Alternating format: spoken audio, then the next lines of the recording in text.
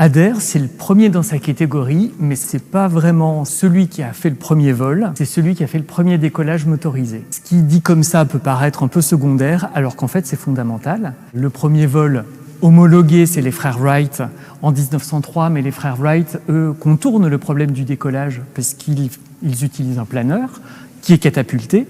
Adair, lui, il s'attaque finalement à un des problèmes les plus compliqués pour l'aviation, c'est d'arriver à faire décoller une machine plus lourde que l'air. Et les avions qu'il a construits, il y en a deux, le deuxième se trouve derrière moi, sont les témoins de ces premières tentatives, plus ou moins réussies, de décollage d'engins motorisés. Clément Adair, c'est un homme qui touche à plein de domaines techniques au 19e.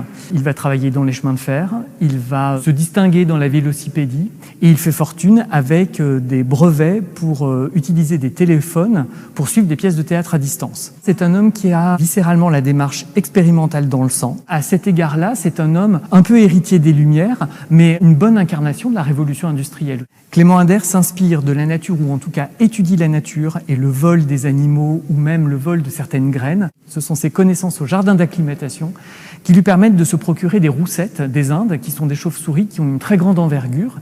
Et Adair va étudier ces animaux, la membrane que l'on trouve sur l'ossature de ces animaux, et puis le squelette. Et on voit tout de suite l'analogie entre le squelette de la chauve-souris et la structure de ces avions. Sur Éole, c'est une structure qui est en bambou. Sur l'avion numéro 3 qui est ici, c'est une structure qui combine une petite quinzaine d'essences de bois différents qui ont été choisis pour leur légèreté et leur solidité. Adair va vraiment partir de ce qu'il a pu voir dans la nature et essayer de le réinterpréter. Lorsqu'il commence à s'intéresser à l'aéronautique, ou en tout cas à fabriquer des machines volantes, il y a un très fort engouement pour l'aérostation. On est dans la logique du plus léger que l'air. Le ballon, tel qu'on le connaît depuis les frères Montgolfier, c'est la seule solution possible et envisageable. Et puis d'autres, comme Adair, vont avoir l'audace d'essayer autre chose. Dans les années 1880, il se lance dans la construction de son premier avion, le fameux Éole. Il y passe sa fortune personnelle. Et les premiers essais d'Éole, en 1890 puis 1891, se font devant les représentants du ministère de la Guerre parce qu'il s'agit d'obtenir des financements publics, parce qu'Adair n'est pas en capacité de poursuivre les expériences par lui-même. Je pense qu'Adair n'avait pas envisagé une machine volante qui battrait des ailes, comme un animal, mais il comprend très vite que la motorisation, ça va être le point le plus complexe à résoudre, puisqu'il faut un moteur qui soit compact, léger et qui développe suffisamment de puissance. Donc il se tourne naturellement vers les solutions les plus à la pointe à l'époque, c'est le moteur à vapeur, à haute pression. Le tout premier moteur développe une puissance de 12 chevaux, et il comprend 1500 tubes de cuivre, et en fait ce moteur, c'est presque de la haute couture, c'est de la mécanique de précision. Et lorsqu'il s'attelle à construire son deuxième avion, qui est en fait l'avion numéro 3, il va concevoir un moteur beaucoup plus puissant, 30 chevaux, pareil avec des matériaux innovants, légers, résistants. La première tentative, c'est 1890. C'est là où on se rend compte que le moteur n'est pas forcément très adapté, il est un peu fragile. Et les témoins oculaires rapportent que les traces des roues se sont estompées sur le sol. Adair en déduit que le poids de l'avion est porté davantage par les ailes que par les roues. Il pense donc être dans la bonne direction.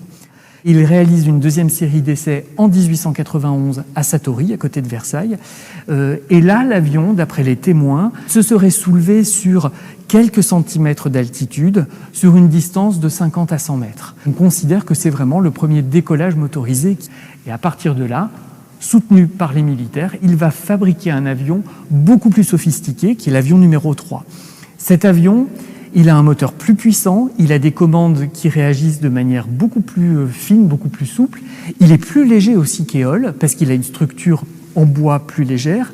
Et Éole avait une toile en lin. Ici, on a choisi la soie, donc un matériau plus fragile, mais infiniment plus léger.